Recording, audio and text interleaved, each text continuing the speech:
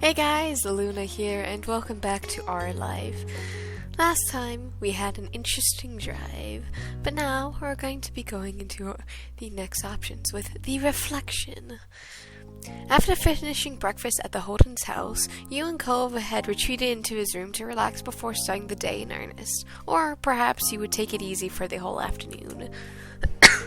Neither of you had plans exactly, so you're free to do whatever came to mind.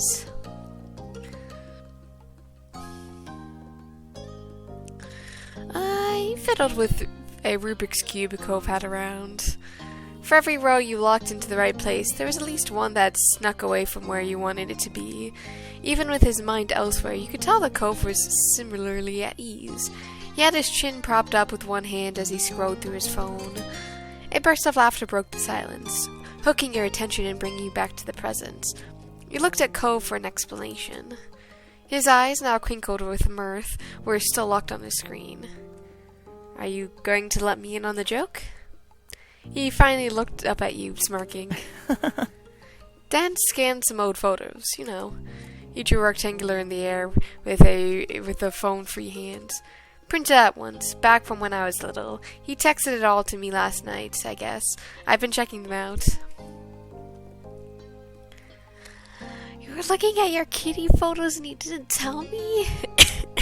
Cove narrowed his eyes, smile still bent. I was gonna show you. I just wanted to look at it first and make sure there's nothing super embarrassing. You never know with my dad. He grimaced, envisioning what horrors his dad might have unwittingly springed on him. I mean, what if there's a photo of me getting potty trained or something?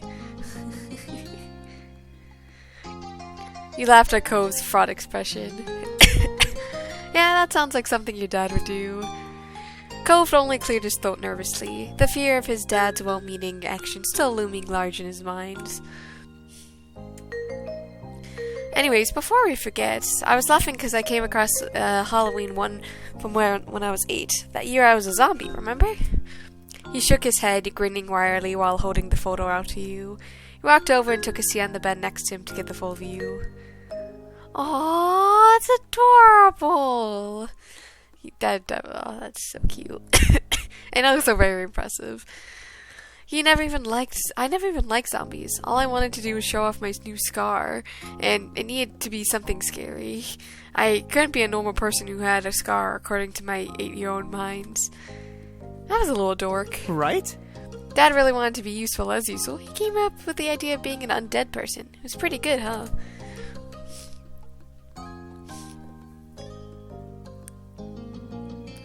I remember getting lots of extra candy when adults realized the scar was real. Must have been your greatest Halloween haul ever. Cove chuckled at your reply. Can't believe how much larger my scar used to be. He looked down at his arm, a soft smile on his face, and he traced the remains of the jagged line with his finger, just as you've seen him do countless times before. His voice was playful when he spoke again. Look how tiny it is now. How am I going to pretend to be tough without Big Scar?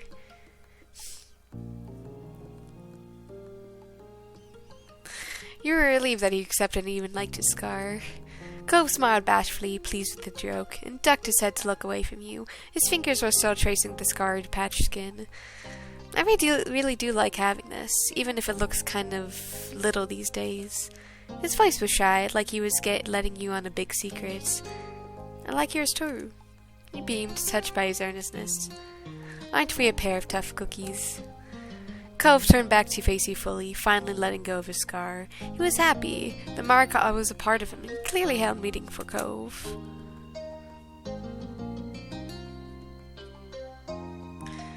Reaching over, you laid a reassuring hand on his arm where his scar was. Cupped his arm with your fingers carefully as your thumb ran down the outline of his scar. Along with the rougher tissues of the scar, you could also feel goosebumps on his arms. Cove let out a choked breath. A dizzying smile played out on his face. It was evident that he liked that feeling. You stopped there, not bothering to suppress a grin on your face. You liked teasing that reaction from Cove. Your eyes drifted back to the scar on Cove's arms. The scar had been there as long as you known Cove, though when you first met him, it had been concealed by that neon pink cast. So? Do you want to hear how it happened? How it was hurt? You were initially stunned that he guessed what you were thinking, though, given the topic of conversation and the direction of your gaze, it was a natural conclusion to reach. Not bothered by your reaction, Cove continued with a shrug. I don't mind telling you, it's nothing special. He rubbed the back of his neck, grinning sheepishly. Mostly it's really dumb. You nodded. That was something you'd like to hear more about, especially that knowing that no lasting harm had come of it. Cove stared into the distance, lips parted as he readied the story in his mind. So, me, my dad, and Mom were at a party, and I don't know if it was a casual get-together or a specific celebration. I hoped it was for something meaningful, considering how I ended it. He winced, then managed a bashful smile. Anyways, my mom and dad were off doing stuff, talking to people, I guess, and I was left with the other non-adults. Most of them were older than I was. Maybe all of them were. His brow furrowed, and he tried to recall the dusty memories. Then he shrugged again and continued. The older kids were taking turns on the jet skis. There weren't enough for everyone to ride at once, so in between turns they were hanging out on the shore. I was meant to just sit there with them and watch. Remembering when you first met Cove, you bet that he hadn't been satisfied with that arrangement. He confirmed that suspicion. I was pretty unhappy. It wasn't a party for me. Not when all I could do was just look at other people have fun when I couldn't. The teens must have realized that, though I never hid when I was pouting as a kid. Only when you're a kid? Cove bristled with embarrassment. It looked pretty sulky to you. Come on, let me finish the story. Alright. Cove sighed, letting go of the interruption and picking up where he left off. Well, basically, someone offered to let me ride. I was way too small to drive it myself, but this older kid, they must have been at least 16, said I could sit in front of them while they controlled the jet ski. I knew I wasn't supposed to do anything like that. Still, I figured my parents were doing whatever they wanted, so why couldn't I? I nodded at the person, and I remembered the other teens helping me onto the jet ski along with the one driving. We sped off into the water. Cove smiled widely and wistfully. It felt amazing at first. My hair was flying everywhere as we zoomed away from the shore. I loved being out on the water like that. Too bad it turned out steering a jet ski with an 8-year-old sat on your lap was harder than a bunch of kids figured it would be. The teen tried their best, but couldn't keep control for long. We got spun around and right into the sands. You sucked in a deep breath. The other person wasn't hurt, thankfully. They held on to the bars and stayed in their seats. I didn't. I was thrown full speed into the rocky part of the shore near the dock. I must have tried to brace for impact or catch myself, because my arm was what I mostly landed on. He looked down at the limb in question. You can see him visualizing the long-healed injury. It was pretty torn up. After that, it was pretty hazy for me. I got taken to the hospital. I didn't feel a lot of pain when it first happened. All I remember thinking was how I was covered in sand and the grains were uncomfortable. The sand was uncomfortable? Cove chuckled. I know, right? I did start to feel my arm later. It definitely hurt eventually. The doctor said my arm is broken, along with being torn open. That's how I ended up getting my pink cast. He smiled nostalgically. The color, it just seemed nice and happy at the time. It brightened the mood, so I picked it. The smile faded. He finished the story with a sigh, eyes downcast. I feel bad I did any of that. I hope whoever that teen was, they weren't traumatized by seeing a little kid go flying into the ground. They were just trying to do a nice thing. Cove threw arms out to the side dramatically. I wish I knew who they were so I could give them a call and say I'm still in one piece. But yeah, that's the full story. I'm just glad you're both okay in the long run. That's the important thing. Cove sighed again, the regret written plainly on his face. It was a failure, that's just the truth. He smiled flatly. But to my credit, I think I've grown a lot since then. Wait. Cove's eyes went completely wide, suddenly reinvigorated. He seized his phone and tapped away at the screen. What's up? I knew it. You weren't sure that he heard you, but he set his phone down and turned to face directly towards you. His face was resolute, though the glow of the screen was no longer reflected in his eyes. There seemed to be a sparkle even brighter than before. Luna, we're adults. We can decide things for ourselves now. So, where is this going? The age requirement to rent a jet ski in California is 18. We could totally do it.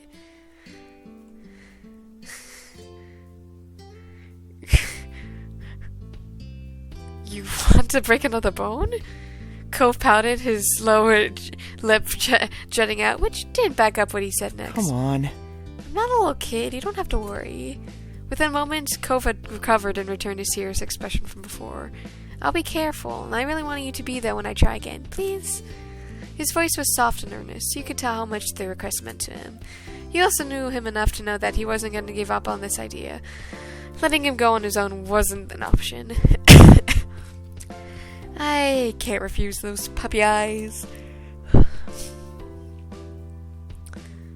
I'll be interested in trying jet skiing.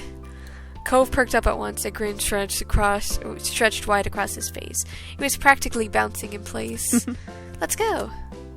You got up and worked as a team to gather everything needed for the trip. Cove's aquatic hobbies came in handy, and he quickly knitted out everything he needed other than the jet skis themselves. You needed to run back home briefly, having dressed and prepared for a day that didn't involve jet skiing, but soon enough you were both ready to jumping in Cove's car. As you got in, you learned that Cove had used the brief time apart to locate a rental store on his phone. You caught his eye and he clicked into the seatbelt in place.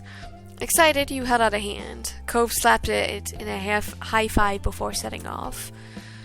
You and Cove soon arrived. The ocean was perfectly inviting today. The deep blue of the water, as it glittered under the clear sky, while the tide rolled in and out at its leisure. Hey, I'm so excited for this. You didn't know how to feel. Definitely nervous, but also excited. Spotting your uncertainty, Cove gave you a reassuring smile. Hey. Oh, hey, want to say to my dad while we're here? I already texted my mom about the plan. He's working right now. He remembered how close his shop was. It wouldn't take long even by walking. Yeah, let's brighten his day with our cheery faces. Mr. Holden was a great guy, so you're happy to check in on him. Sorry. Thanks. Sorry it might be kinda awkward when he hears why we're here, but it should be alright. I mean, my parents forgave me a long time ago for that amazing stunt. I don't want to be scared off a jet ski for my whole life because of it. This time, the one he seemed to be attempting to reassure was himself. It was only a short walk back to the dock to Mr. Holton's scuba shop.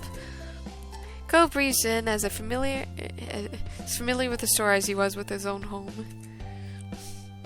I just realized, I don't think there's a door to the to changing rooms.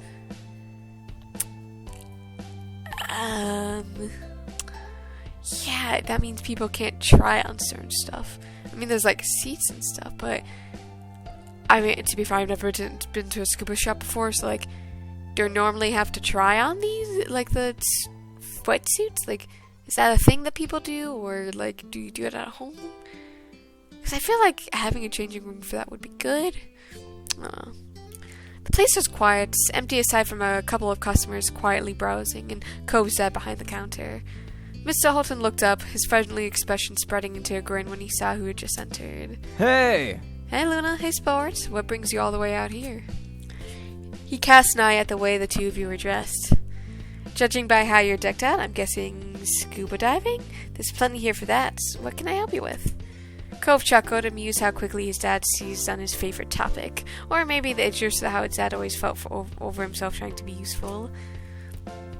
Hi, Dad. We're not doing that this time. We sort of decided to go rent a couple of jet skis. The phrase jet skis had set Mr. Holden's mouth into a taut line immediately. Jet skis. Of course, music shift. He echoed the words as his eyes instinctively darted over to the scar on Cove's arms. That's how it's when... Mr. Holden started to speak several times, each attempt quickly abandoned. Cove smiled encouragingly, trying not to follow his worries. Don't worry about it. I promise I'll be careful, and Luna will be there too. We always look out for each other. Mr. Holden pinched his face back into an unconvincing smile. Right. Alright, you're a whole lot bigger now than you were back then. Heck, you can even drive a car and everything. I'm sure you and Luna will have plenty of fun. The worry still echoed out in his voice, barely concealed by the positive words, but Cove was buoyant by his father's supports. Yeah, well, we're all set. We only stopped by to say hi and to let you know, and since we're all the way over here.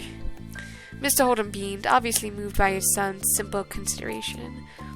Wow, you're so thoughtful. Thanks for taking the time. Dad, you don't need to thank me for that. Mr. Holden simply laughed at his son's response. It'd be great if you could keep me in the loop while you're out there, too. Just text me, let me know if it's going well or anything. I will. His dad smiled more easily. Great. Cove rubbed at his arms, causing Mr. Okay. Music makes me sleepy. Causing Mr. Holden's eyes to move momentarily twitch back to the childhood injury. Bye. I'm gonna head out. See you later. Bye. Take care. Don't work too hard. Mr. Holden waved you off as he left the store.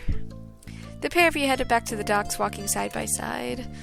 After your feet hit the boards, Cove's pace fell. Glancing over, you saw him looking down over at the water. That wouldn't have been unusual if his expression hadn't been so somber. He wasn't geared up with anticipation or even nervousness, but with an uncharacteristic lethargy. Lethargic. Word lethargy, I guess. Something was weighing heavy on his mind. You nudge him gently. Huh? He blinked, startled by you interrupting his rumination. Sorry. Oh, sorry. He sighed, though you turned his attention from the ocean. It gradually drifted back to the water. You cleared your throat, unwilling to lose him again. Sorry again. He put his hands to his face, rubbing his eyes wearily. Here I go, thinking everything was resolved with what happened, and we can have fun. But I can't just enjoy anything. I have to find something else to get stuck in my head. You're having second thoughts about jet skiing? No. No, that's not it. The ends of his lips were drawn into the beginning of a frown, like gray clouds clustering to signal a coming storm. I figured my dad would be a little worried about me doing, but what he was saying, it wasn't like what I expected. It was so sad, it was more than nervous. I think he feels bad, and now I feel bad, but it isn't as if I'm the only one who ever does something stupid and gets hurt. It got me thinking about that whole time. Then I realized it wasn't long after that accident that my parents separated. You stay quiet. As a kid, I didn't think about the consequences of my actions, or how what I did impacted other people. Like, why should anyone care? I'm the one doing it, not them. It made no sense, and I still cared when other people did things I didn't like. But I was 8, mostly just mad that nothing felt like it was in my control. You continued to tell that he was building up to something, and you nodded for him to continue. I was pretty difficult to deal with because of that attitude, but looking back, I think that's what saved me from something a lot of kids go through, blaming themselves for their parents' divorce. It never crossed my mind that anything I did made a difference on my mom and dad's relationship. They would do what they did no matter what. Now I guess so. I guess it's kind of hard to ignore that thought, huh? I mean, their situation was already so hard. I wasn't a good kid, so... He left his words drift when he was looked back down, the conclusion unfinished. It was silent between you two, but only for a second. Cove pulled himself up to his full height, his chin held aloft. Whatever he decided, he was resolute. I'm going back. I'm going to talk to my dad. I'm not going to let things be like before, where I just feel crappy and refuse to even tell him what's going on. That doesn't work for either of us. You can go ahead if you want. I won't mind. I still really want to do this, and I'm sure it'll be okay. I want to stay with you. We always look out for each other, remember? Cove smiled gently, having wind that deep down. Thanks, let's go. You and Cove retook your steps down to the dock once more, heading back to Mr. Horton's scuba shop. The customers you spotted there before are now leaving the store, new bags clutched in their hand. You hoped that this would mean Cove could have his conversation without a public audience. This time, Cove strove inside the shop with purpose. Mr. Holden, still at the counter, glanced up to greet whoever had come inside. He grinned as you approached. How's it going? Hello again. Forget something? Sort of. Cove had reached the count now. You just needed to rush just to keep up with him as he crossed the show floor. Mr. Holden raised an eyebrow, taking in Cove's shift in attitude. and chose his next words with care. Is everything alright? Cove swallowed, not answering initially. Talking openly with his dad was still something new for the son. You knew that he was struggling for the right way to begin. I wanted to ask about what happened. Mr. Holden winced as the words had struck him physically. The accident? No, divorce. The pain expression fell from Mr. Holden's face. Wide-eyed, his jaw slacked, he gaped at Cove. Huh? Why? Cove glanced over his shoulder at you. As your eyes met, you saw him draw confidence by having you at his side. He turned it back to his father. I want to know the truth. His tone was grave. Did me getting into the accident hurt your marriage? If I hadn't done it, would you, Mom, had gone along better? No, hell no. Mr. Holden squashed the suggestion with the gravity you rarely heard in his voice. You were 8 years old. You're not responsible anyway. Kira and I should have protected you. I can understand why you're feeling that. What happened was so horrible. How could it not have an impact? It did. It was a reflection of us as parents. The relationship between just your mom and me was separate and already unsalvageable. Cove turned away, his brow still furrowed as he looked at the floor. Maybe I'm being anxious and it's taking over, but it wasn't just then. I always caused problems. He plowed on, unwilling to give up without explaining his worries. What if I had been easier to raise? Or if you had me later on? Or maybe even if you didn't have me at all? It might have been better for the two of you. If I didn't have you, then what good would my life be? Mr. Holden didn't let the words hang unchallenged in the air for even a second. He hurried over to Cove, taking his son in his hands. Cove, listen, there's only one person to blame for things not working, and that's me. Cove opened his mouth to speak, but Mr. Holden forced on, determined to erase any question in Cove's minds. I'm not saying to this dishonestly push accountability off of someone else, or to throw a pity party for myself. You want to know the truth, so that's what I'm giving you. Your father, cough cough me, is the reason our family couldn't stay together. You think you caused trouble? You should have seen me at your age. You're such a good kid. Can't hardly believe how good you are. Mr. Holden's eyes were misty as he squeezed his son's arms. There's absolutely nothing to blame yourself for. I'm sorry, Cove, to you and to Kira. God, my heart. Mom? Yeah, your mom. His pained face eased slightly into a bittersweet smile.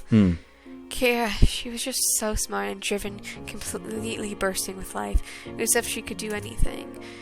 You know, there wasn't a single solitary person who didn't even want a piece of her attention, just to catch her eyes for a moment. But for some crazy reason, he had a soft spot for my 17-year-old screw-up self. That's when we first met, though it definitely took some time before I managed to ask her out on a date. Mr. Holden shook his head, the smile melting as his recollection became solemn once more. And then we'd only been officially together for about 6 months, when we found out we were... So what, was she still 17, or did she become 18 in that 6 months? Because teen pregnancy, well, it does happen, it's definitely never a good thing, just because, like, at least from my perspective, people should wait until they're financially secure and they have the ability to take care of themselves and the child. Like, it's definitely one of those things. Like, I care and put my heart out for all those that teen parents, especially for the teen moms, because it's, like, so much harder for them, but it's just, like... in this current day and age, it really needs to be like late 20s, 30s, like late 20s to 30s, basically when people can have a kid. At least from my perspective, from what I've seen. We've been officially together about 6 months when we found out we were having a baby. I was so worried, so scared, but she was so brave. She was my rock, but we both knew that the road ahead was going to be rockier. When we got married, I didn't see it as a dream come true. It wasn't about to start my life in the only way I could imagine doing so. I thought what happened, and throwing my cards in a girl like her was worth the risk.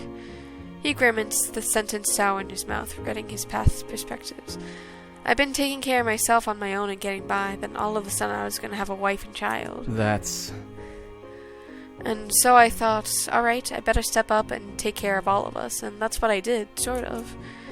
So assuming he was, the kid was born after he was 18, and we're 18 as well, he's only like 32, roughly.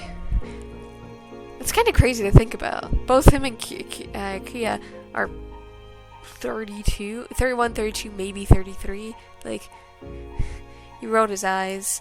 I made money, kept a roof over our heads, and put food on the table. But I was always busy, focusing on taking care of things, that I didn't stop to consider that anyone else was thinking, or what they actually needed. I made every decision about what I did, and as a result, what happened to the family by myself. Never asking what your mom felt or even wondering if she might have had an opinion. I'll tell Kira about the great place I found and how we'll be moving there in the same breath. Or that I spent all of our savings and taken out a loan to start a business we're standing in, and even more nonsense. Anything I felt I needed to do, and I did. Kira couldn't even ask where I'd been all day without me rolling my eyes like she was being a nag. Making sure you didn't starve. Obviously, right? Couldn't you trust me? He sighed, his head hung low. God. She went to school part-time while raising you, really knuckling down, but that didn't matter to me back then. She could have spent her days lying in bed, not dying, and I could have felt the same. I didn't care. I was going to get it all done on my own either way. It was stupid. I admired her more than anyone else was when nothing left at stake. Yet, as soon as responsibilities were involved, I couldn't let myself rely on her. He combed a hand through his hair, searching for an understanding of his younger self. I'm not even sure why. Maybe I had something to prove. Maybe I'm the one who didn't trust her in the end. Poor Kira. She had to spend every day mentally weighing the pros and cons of putting up with my horrible ideas for the sake of peace, or trying to explain to my blockheaded self what I was doing was wrong. It must have been so stressful and frustrating, constantly having to let out everything go because I was stubborn and absolutely would make a fight out of it. He snorted bitterly. I was definitely stuck in my head a lot those days. Our relationship at that point was made of arguments and cool tolerances, but I still genuinely didn't see the divorce coming. We made it through the first few years, and after that I never really considered it ending. It was just how life was. In retrospect, it's clear Kira kept thinking on it more every year, especially because she managed to finish her journalism degree, and with us being more stable, financially that is. She thought of everything. She even timed it right when your school ended for the year, so the process would hopefully all be all settled before you had to worry about class again. I mean, it's definitely something. You were already talking about it before the accident ever happened. I know it took it really hard being a sad sack all around the neighborhood, but even that is unfair of me. When it shook out, I'm the one who got everything. Kira didn't want to leave you, Cove. She never would have. I'm certain she felt like she had no choice but to end the relationship. The business was doing really well by then, so I had an easier time making a living. She was between jobs, and when she did get a new job, it meant that she'd be traveling all the time. That's why she willingly accepted me having full custody. She didn't get to be there with a child for so many moments, and you had to spend half of your life growing up without your mother, and that's my fault. Mr. Holden closed his eyes as he took a breath. So that's it, the story of Cliff and Kira's marriage. Not exactly a fairy tale, but I wanted to be clear. You saw his grip on Cove's arms tighten. No matter what happened with me and her, I never ever want to miss out on being your dad. Cove's throat bobbed, and he swallowed, his eyes glistening, glossy with tears that had yet to fall. He blinked quickly, trying to hold them back. Thank you for telling me. His voice was hoarse, little more than a whisper. Mr. Holden brought a hand up to his face, slightly nudged Cove's chin. You're welcome. You're a grown-up now, right? You deserve the truth. That's the least I can do for you. Cove managed a fragile smile. Thank you for taking care of me, for all of it. Mr. Holden brushed the compliment off with a wave of his hand. No worries. It was nothing. Look at where we ended up. I got this whole entire store, a house, friends here, a very thoughtful son. It's all good for me. I'm so glad. I'm glad. His voice was so quiet as he ducked his head shyly after saying the words. Mr. Holden patted himself on the back. You could see the tears in Cove's eyes still shining, threatening to spill over. Mr. Holden put an arm around his shoulder, gently steering him toward the door. You should go have fun. Make some nice memories. Cove's gaze flicked over to you. The watery smile on his face solidified. All right. Good. Now out you go. Shoo, shoo. Miss Oda nudged the two of you out of the shop. You both walked silently as he made your return to the docks. Cove's face was pensive, clearly still digesting everything his dad said. He finally sighed, catching your attention. He hesitantly reached out for the bag he had brought and raised it up. Luna, I want to call my mom. I'm not going to leave her out of things. I want to know what she thinks and about what happened and all that. He fiddled with the straps of his bags. It still remained closed shut. It's not like I don't trust that. It's just Mom's thoughts are important too. It's not a bad idea. I bet she had some interesting things to add. He seemed relieved that you understood, and you knew that he didn't want to be bothered with another delay. Thanks. I guess there's no time like the present. Time to ask. Without many pep talk, he finally opened the bag and found his phone. Cove unlocked it quickly and tapped over to his favorite contacts. He called up his mom and put the phone on speaker as it dialed. Kira must have had her phone close because she answered it almost immediately. Cove, this is a pleasant surprise. I thought you'd be getting back to me later. Hey, Mom. Paused for a second, then looked at you. You're on speakerphone with Luna, too. Hi, Kira. Oh, hello. I am popular today. Well, what's going on? Don't keep me in suspense. Are you pro jet skier already? Cove chuckled and scratched the back of his head. Well, we haven't started yet. Actually, there's something I want to ask you about. really? Really? I'm intrigued. Her voice was bright and excited. Cove moved the phone closer to his face so he could speak softly, aware that the tone of the conversation was about to change. I was talking to Dad earlier. It was about your relationship and why you both divorced. That one syllable had lost her earlier energy. Cove tightened his grip on his phone. It does make sense the past would come up today. Yeah, but... Tried to brighten the mood again. You weren't used to him being the perky one of the two. You could only imagine it felt like a strange role reversal for him. Dad said you were really amazing. He admired you a lot. What a flatterer.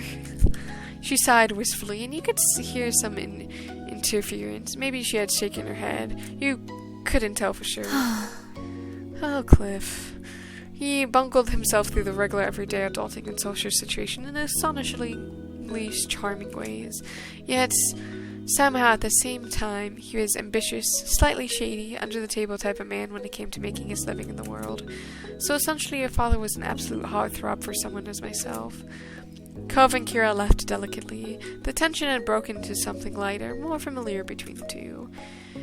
It's cool you both have nice things to say about each other. I agree, baby. She took a moment before continuing carefully. Do you have questions about what happened? I'm not sure.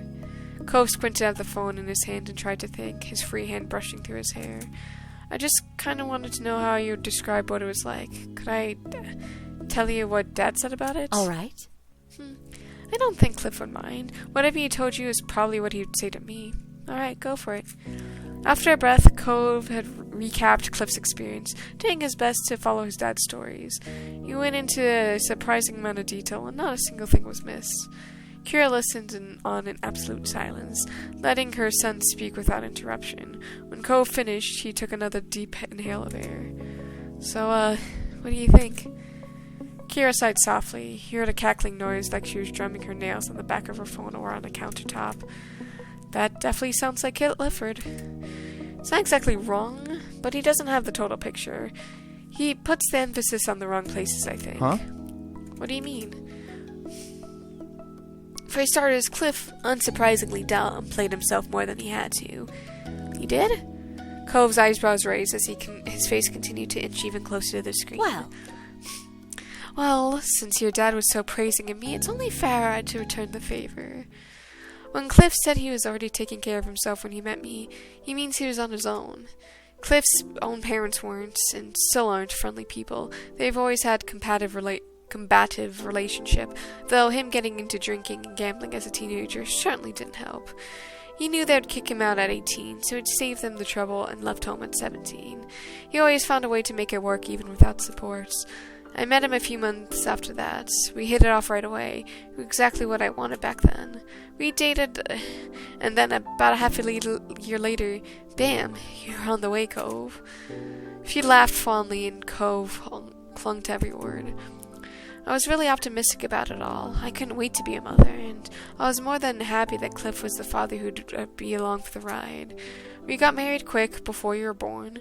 Cliff's recollection of our wedding dynamic is pretty spot on. He was extremely stubborn and, immature. Highly immature. Her voice raised slightly, and you got the feeling she was thinking back to her memories living with him. She left the specifics unspoken. But it's not like I was grown up either. Everyone except maybe Cliff could see our relationship was no good, or at least not good enough yet to commit to. I knew, but I didn't want to give it up. I wanted to keep the family together. I thought if we divorced or we were never together, then it would ruin your life, Clove. Obviously that wasn't true. I just didn't have enough experience at the time to realize that there wasn't only one option for us. Many things would be easier on you if we had split when you were still a baby. But it took me years to start figuring all that out. Cove nodded, even if his mom couldn't see it, thinking hard back to something. He was likely remembering his own experiences back then. Man, this is sad. I get it, but also this is also sad. We were married, but never seriously loved each other. We hardly knew each other.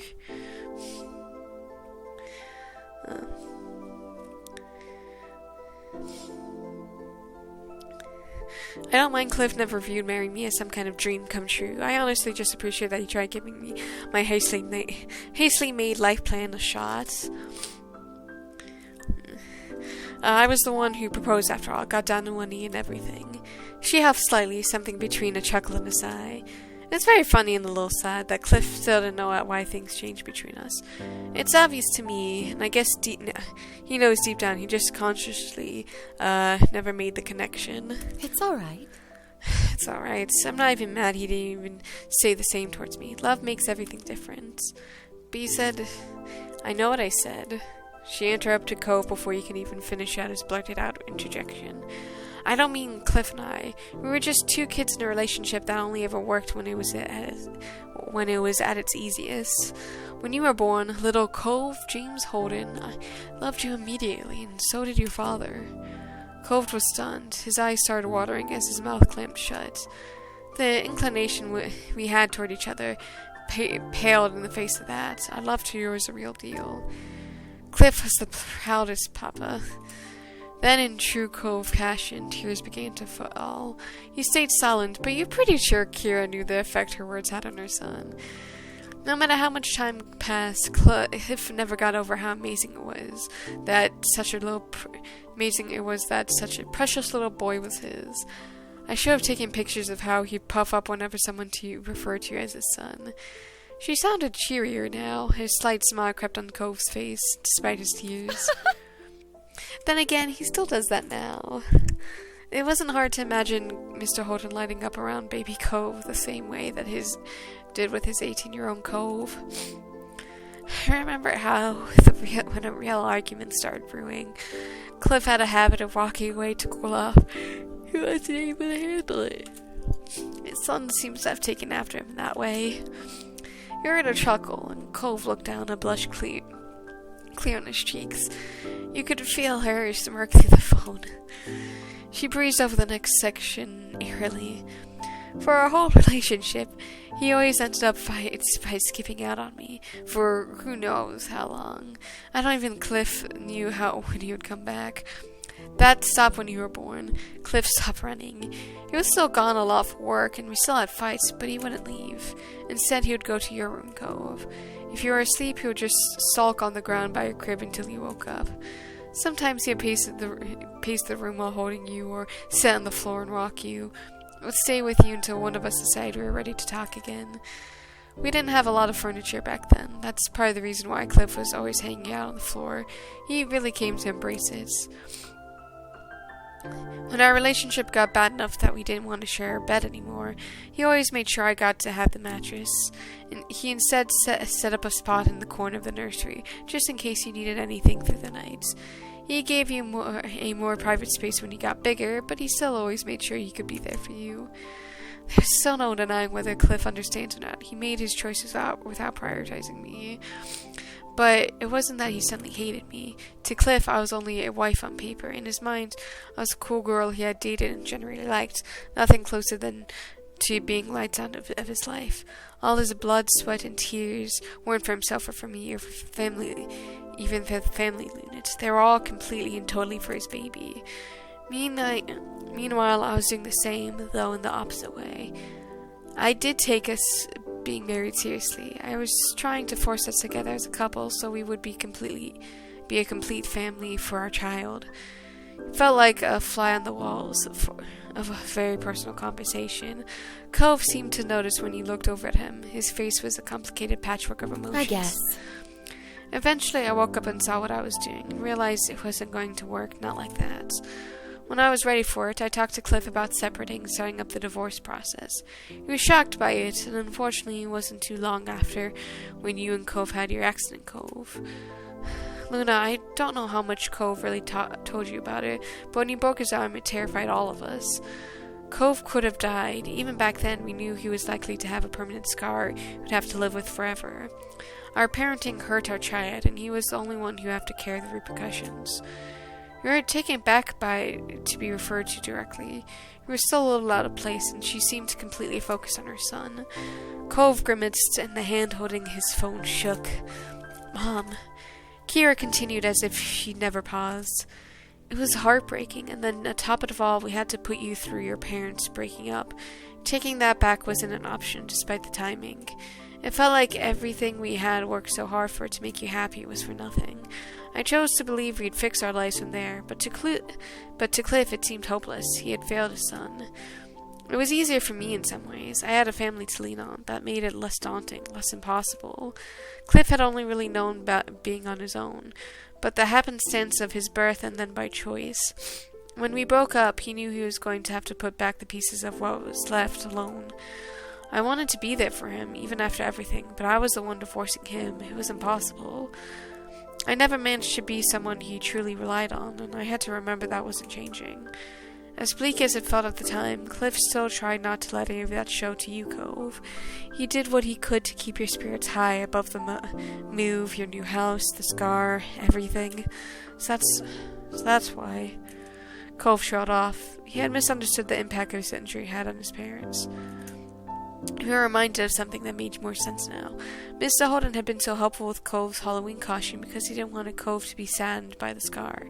It was clear Cove was coming to the same realizations. Now, with that all said, it was Cliff. If Cliff was completely perfect and a wonderful guy, I wouldn't have left him. If it was even a pretty good, I would have stayed. It was hard not to have custody. Sometimes I felt like I was a fun aunt rather than the mom I always wanted to be. I might have overcompensated a little at times because of that. She forced a laugh, but it had an uncomfortable edge to it. You could tell she was trying to blow off a real anxiety of hers. And Cove looked ready to say something, but his mom kept talking and kept moving forward. Still, it's not Cliff's fault that our relationship didn't work. We were always better as co-parents than spouses. But I knew when separating that it wasn't going to be even. And Cove, the only reason I could stand not being there for you all the time is because I knew that the situation was reversed. And if the situation was reversed, and I could have provided a more stable environment, Cliff would have done the same. Your dad would have given up his house, his shop, even his right arm, if it guaranteed that you were happy and safe. So as painful as it was, I was sure that you'd be okay. You would still with someone who loved you more than anything else in the world. Cove lowered his head, tears falling to the ground. He tried to speak. It took him a few tries. Thank you for telling me. His voice cracked and Kira made an alarm sound on the other end of the line. I'm sorry, baby. I didn't mean to make you cry. I get it. It's okay, I get it. It's okay. He was still crying. Everyone could tell, being physically present or not. I love you, Mom. You've always been my mom, not some aunt, my mom. love you too. Her tone was thick with emotion. She was at the edge of her voice break herself. I'm so lucky to be your mom. She started to sniffle openly. Don't worry about that. Don't feel bad for me with how it worked out. I promise none of it was your fault, and it's not as though I'm completely miserable over here. I have an incredible life with a beautiful baby boy of my own who calls me whenever he can. At that, Cove's tears only came down heavier. Thank you. Kira sighed affectionately, and you could hear the warmth in her voice. I think that's good for now. Maybe we should end the call. Take a moment. Is that really alright? He tightened his grip on his phone. You could see how emotionally exhausted he looked. Of course. Of course, we'll be in touch soon. For now, you'll only be able to keep thanking me or apologizing. Hey! Hey! Cove cried out defensively over the accusation, making his mom snicker. Bye, and goodbye to you, Luna, and I'm glad you're there for my baby. Talk to you later. Bye, Mom. I love you. Love you too. Cove hung up and let his hand drop to his side, his phone brushing the fabric of his wetsuit. His other hand went to his face. He tried to wipe the tears from his eyes. His face was red, and he struggled to put the phone back into his bag one-handed. You could tell he was getting worked up. He finally just used both of his hands and sealed the phone back into its normal place. Cove sniffed and then reached out for you, his hand troubled in your grasp and you squeezed back. He needed you to feel your supports. Want to go see your dad again? He did not want to have to tell you what was on his mind for this. Cove nodded and headed weakly.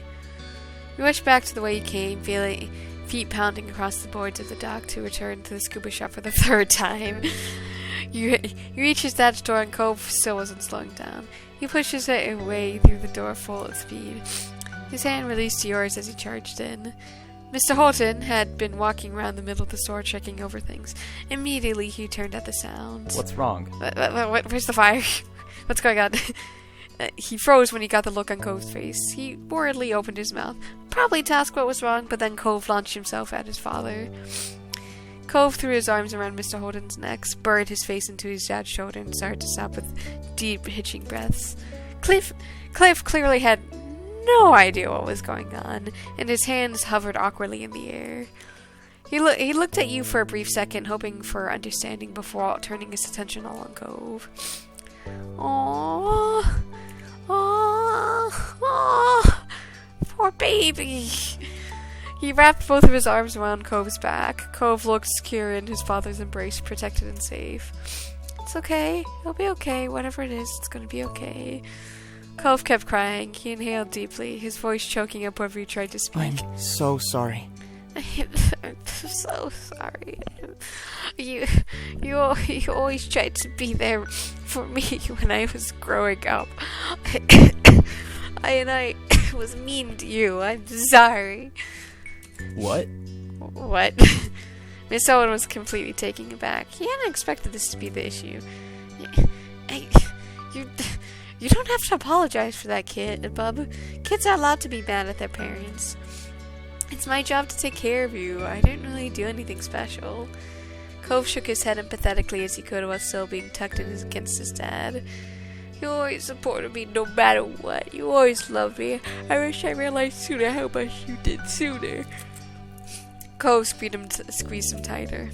Thank you. I love you, Dad.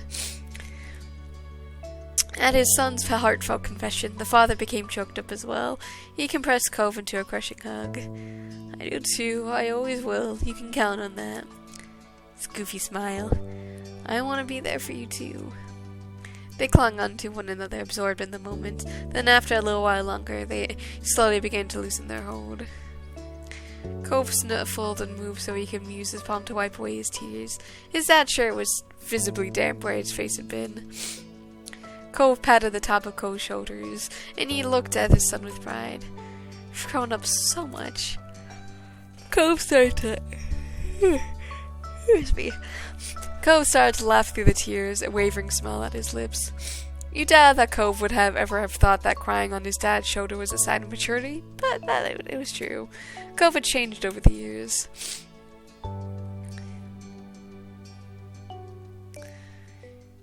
It made you wonder if there was more to understand about your moms.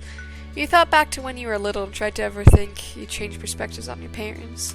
You appreciated everything they had done for you, but maybe you could just tell them thank you when you got home, just in case. Cove wiped his eyes again. You're a good dad. You're a good son. Miss Odin was feeling touched by these words and beamed at his beloved child. Cove looked away and sadly traced his scar. Ah, this is so sentimental. Cove chuckled and released Cove to rub at the back of his neck. The earlier panic had bled and left the confusion. I'm glad we were able to have this talk, but what was it that made you cry in the first place? You weren't too bad when you left before. Of course it wasn't. But you never know. Oh, Cove ducked his head further down, getting a very good look at the scuff marks in the floor. I called Mom. I wanted to talk to her about all this. He kicked at one of his feet shyly, swinging it back and forth against the ground. Things felt really hard when I was younger, but it wasn't just me going through stuff, Dad. You never gave yourself credit. Cove smiled gently, gripping Cove's shoulder with reassurance. Kira's an amazing person to come to my defense. For me, the only hard part was seeing you and her unhappy. Everything else, that was nothing. He wrapped an arm around Cove's neck for another side hug. Cove leaned into an embrace and glanced up at his dad. Your old man's tougher than he looks. Check out how powerful these arms are, and that this is 10 years on. I was in my prime those days. Cove laughed. It was a light sound, full of fondness. Okay. He quieted down a little, finding a quick moment of seriousness. Thanks again, Dad. I know you don't want me to feel bad, and I'm happy. Because of everything you and Mom did, I have a really nice life. Mr. Holden's countenance became much more serious. He didn't take what was said lightly. Cove, you're very welcome. That's good to hear. Then he let Cove go again. This time they both took a step back to their normal proximity. Mr. Holden cleared his throat. He looked at you right in the eyes. That's a relief. I also appreciate that you were here for support, Luna. What a true friend. Cove looked back down, embarrassed. You're both so sweet. You grinned at the couple of big softies. Cliff smiled warmly, and he nudged Cove gently as if to say, look how lucky you are. Hey, maybe I ought to give you another 20 for all of this. You put up with a lot over the years. Cove turned to you, shaking his head. I told you got a bad deal. No. But seriously, Dad, you have to stop offering the money. I could use some money. You're mostly joking. That being said, you wouldn't mind a $20 bill. Not you too. Sure. Okay, I'll leave making jokes about that to Cove. Cove smiled satisfied at that. Alright. Cove exhaled slowly, his posture relaxing. You better get going. You still have work, Dad, and I think Luna's been patient enough. Cliff grinned and waved the two of you off. Sure thing. I can be happy you both stepped in, but I gotta have some fun too. Be careful out there. I don't need to go jet skiing anymore, Luna. If you still want to go, I don't mind watching. No way, you're a mature young man. If you want to jet ski, then you should go out and jet ski. I'll still be here if you need anything, right? Yeah, okay. I almost forgot why I came out in the first place. Cove waved to his dad and started walking out. You followed. When you turned back to Mr. Holden before you went out the door, he was waving. Bye, kids. You did great. Gosh darn, I dropped something. I'll figure out where I landed later. Once again, he had become today's happy, and Cove walked down the dock side by side. This time, Cove had bounced back into his step. His smile was soft but radiant. Where the heck did it drop? Thanks for staying, and sorry for how long that took. It's fine. I had a feeling it'd be a bigger deal than it started at. You had an idea of what you were getting into. You didn't blame Cole for wanting answers. He sidestepped, leaning closer to you and wrapped his arms around you. You relaxed into his embrace and he held you tightly. You hugged him back. You could smell the scent of the ocean on the breeze and felt the warmth on his chest. He exhaled and took a step back, his face a dazzling smile. The water lapped at the dock beneath your feet. Cove looked down when a particularly strong wave was crashing against it. It's weird to think about my parents' relationship. That's all the stuff that I didn't know because I wasn't there, or because I was just a kid, or because I didn't even exist yet. It feels really complicated. Relationships are complicated. You agreed with him. Connections to other people were as varied as there were waves in the ocean. Cove nodded without elaboration. He looked out the ocean wistfully for a moment before he shook it off. It's nice. I'm happy they were married, even if they didn't stay together in the end. I'm happy that you are peppy again. Peppy? That's right. If you say so.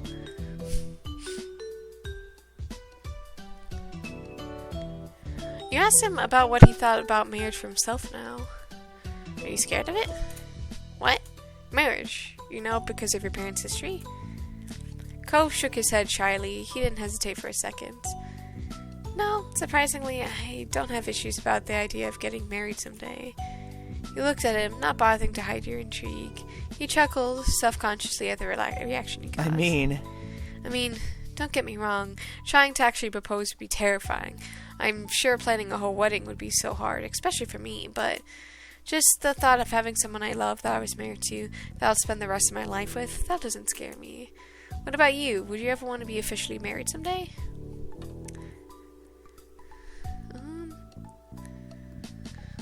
I only get married if I found someone really special. The only wedding you could picture was with the perfect partner, someone you love dearly. You never got married to just be married. If you were going to get married, it'd have to be someone you truly cherished. Oh. He quickly decided to change the subject after that mission. Alright, no more distractions. Let's go. It's time for jet ski. Definitely seems like a positive thing, hopefully. You laughed at him loudly. He only looked more determined. You're gonna go jet ski. The two of you began more quickly make your way across the boards. Despite your excitement, you were both careful. Neither of you wanted an accident, especially after what happened with Cove's first jet skiing trip. You finally got to the rental place, and you were surprised how easily the process was. It took no time at all for Cove to climb on his jet ski with shaky legs. You rented your own jet ski. You spent this entire time wanting to jet ski, and you're thrilled to finally climb on one.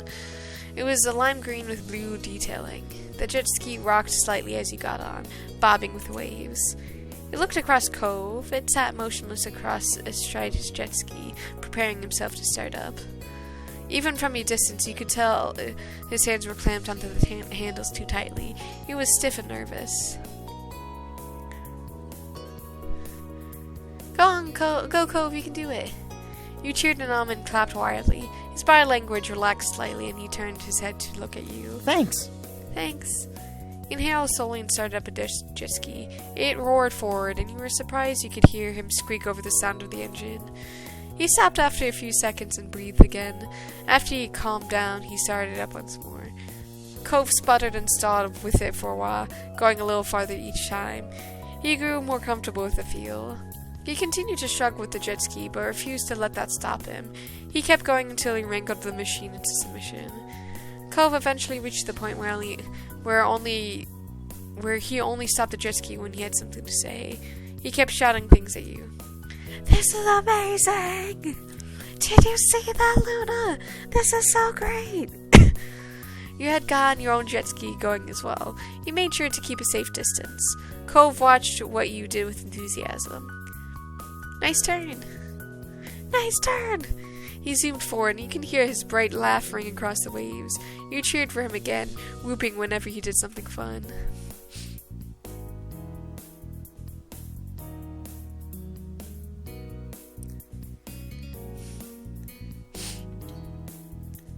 You were nervous about jet skiing, but you weren't bad at it. Knowing that jet skis could be dangerous, you kept a healthy caution over the vehicle. It was tricky at the start. You drove in short bursts, since each time you made it go forward it seemed much too fast. You were worried that you were going to fly off or the jet ski would flip over. However, it didn't take long to realize that you had a decent control over the vehicle. You grew more comfortable with the controls and let yourself relax a little. Eventually the sun set and you had to pack up. Cove was thankfully still in one piece, no cast necessary. After everything was returned, Cove dug out his phone out of the bag and texted his parents to let them know all about his triumph. An idea to take a photo to mark the occasion struck Cove, and he wanted you to join him on the selfie. You got into a silly pose. Cove snickered when you got into the position. He hesitated for a moment before trying his own funny face. He showed you the picture and made you smile. It would be a nice memory.